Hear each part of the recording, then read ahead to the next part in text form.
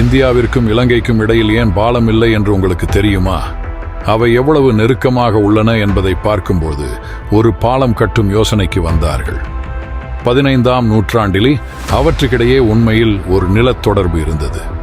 துரதிருஷ்டவசமாக அது 1480 பெரிய சூறாவளியால் அழிக்கப்பட்டது. அதனால் இலங்கை இந்தியாவுடனான தொடர்பு இல்லாமல் விடப்பட்டது. 1982 முதல் 2023 வரை நாடுகளுக்கு இடையே ஒரு படகு சேவை கூட இல்லை.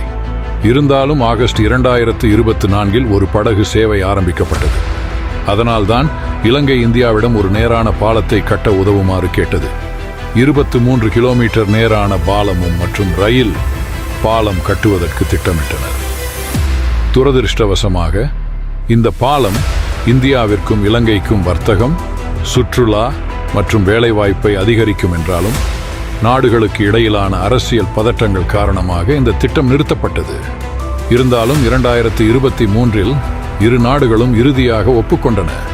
இது போன்ற தகவல்களை பார்க்க வேண்டுமாயின் DY Info எங்களை ஃபாலோ பண்ணுங்கள். இல்லாவிட்டால் மீண்டும் காண முடியாது.